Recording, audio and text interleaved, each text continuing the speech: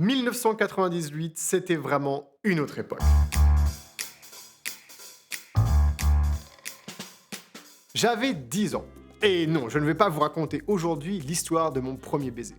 Tout ce qui est arrivé avant que je rencontre ma femme a été effacé de ma mémoire par ma femme. Je vais vous raconter l'histoire d'un couple de Brésiliens qui se rend en France pour la finale de Coupe du Monde 1998.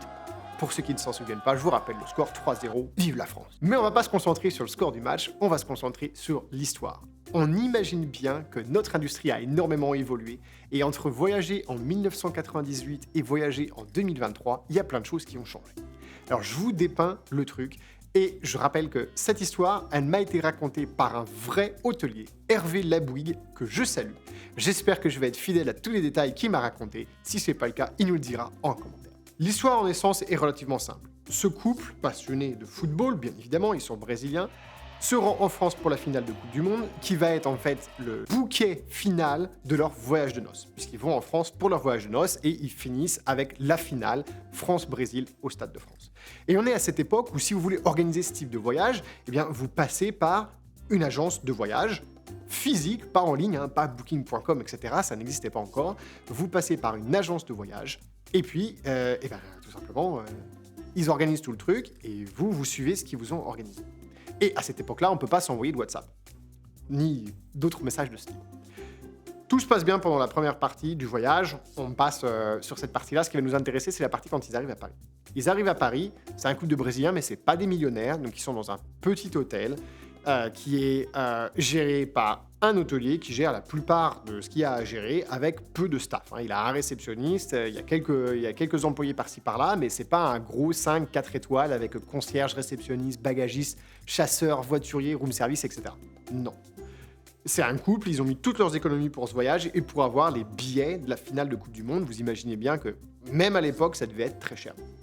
Et il se trouve que quand ils arrivent à l'hôtel, leur première idée, c'est où sont les billets pour la Coupe du Monde, pour se rassurer quand même, parce que c'est un gros budget. Et donc ils demandent à l'hôtelier. Et l'hôtelier, il dit, mais moi, j'ai pas entendu parler de vos billets, je savais pas que vous y avez des billets pour la Coupe du Monde. Et on est une journée avant le match, je crois, ou même peut-être un petit peu moins. Donc là, panique à bord pour ces deux passionnés, panique à bord pour l'hôtelier qui a envie de bien faire. Évidemment, lui, il veut absolument qu'ils aient le meilleur souvenir possible de Paris et de facto de son hôtel et du séjour à Paris. Donc il dit, vous inquiétez pas, on va trouver une solution.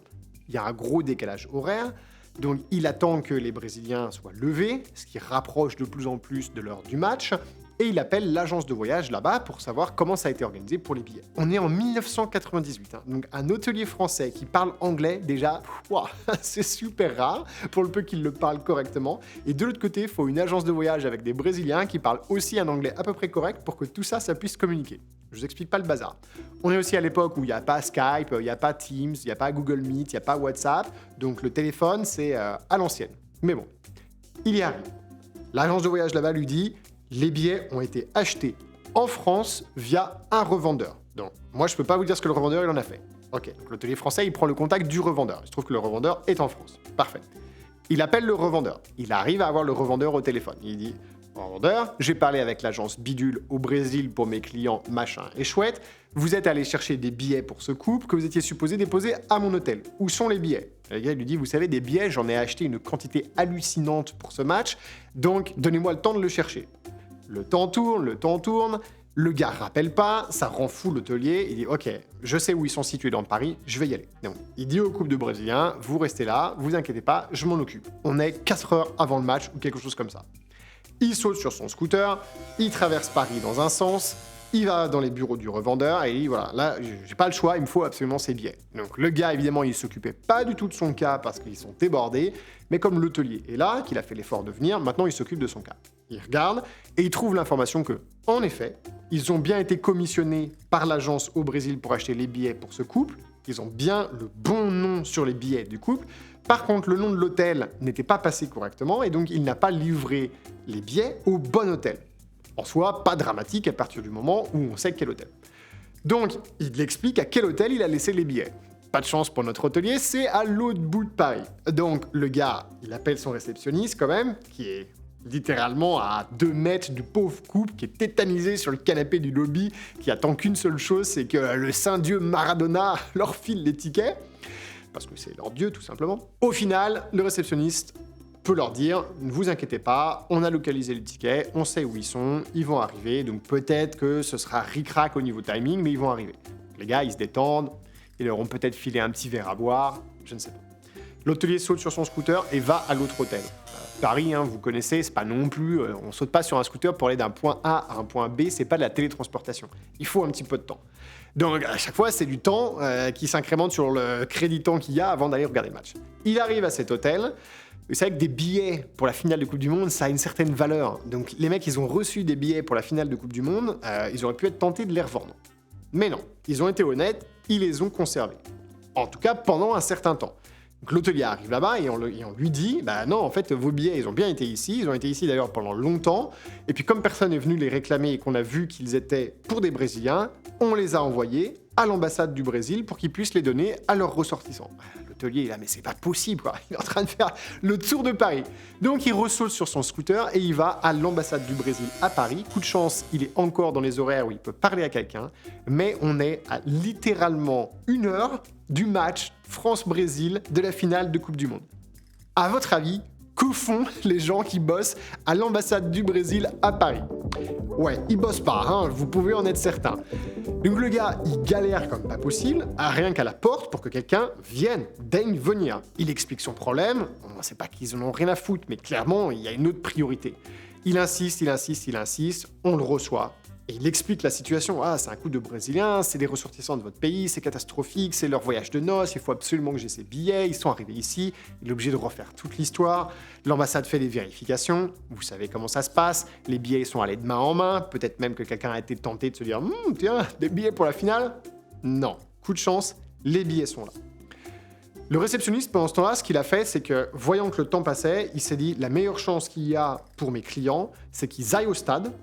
Et si on retrouve les billets, on leur apportera au stade. » Donc l'hôtelier, il a enfin récupéré les billets, il appelle son réceptionniste. Le réceptionniste lui dit « Je les ai envoyés au stade parce que je te voyais pas arriver et je me suis dit que c'était le meilleur endroit pour que tu les rejoignes. » Il va falloir que je trouve les 2 gars dans la foule immense de gens qui se rendent au stade.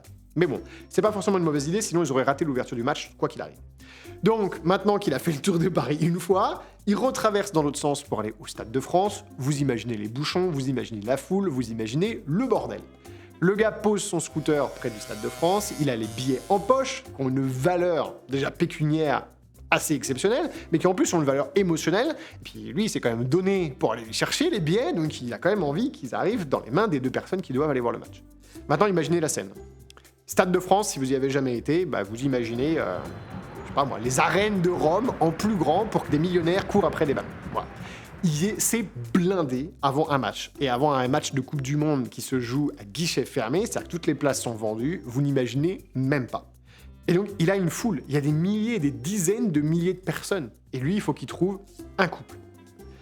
Donc, il se balade dans la foule en remontant vers les portes. Et à chaque fois qu'il croise quelqu'un, il tourne l'épaule et il essaye de regarder pour voir s'il n'y a pas ses clients. Et donc il fait ça. Je ne sais pas pendant combien de temps il le fait, mais il cherche et il ne trouve pas, bien évidemment, parce que vous imaginez bien que c'est chercher une aiguille dans une botte de foin. Mais c'est super important de se dire que cet hôtelier, il a fait l'effort. Un effort, mais incroyable, parce que c'est un service considérable de se dire que cet hôtelier, il a traversé Paris plusieurs fois pour aller chercher des billets. C'est un hôtel 3 étoiles, les gens, ils n'ont pas payé 3000 balles la nuit, comme ça pourrait être le cas au Ritz, au Meurice, au Bristol, etc. Mais ça montre que le service est dans l'ADN de notre métier. Mais l'histoire finit bien, parce qu'au moment où l'hôtelier, il est prêt à se décourager, ce qu'on peut aisément comprendre, il est en train de rebrousser chemin, et là, coup de chance, il tombe sur le couple. On entend les hymnes chanter à l'intérieur du stade au moment où ils tombent sur le couple. C'est l'effusion de larmes, ils sont trop contents. Résultat des courses, il dit « Allez, vous prenez ça, vous courez ». Ils vont au match, ils regardent leur match, et évidemment, l'histoire finit super bien. Si vous avez aimé cette histoire, likez cette vidéo, partagez-la, commentez cette histoire avec votre propre histoire ou envoyez-nous vos histoires de services extraordinaires ou de trucs cool qui se sont passés dans votre hôtel ou dans un hôtel que vous connaissez à contact@thehotelclub.com et on se retrouve très vite dans Secret d'hôtelier.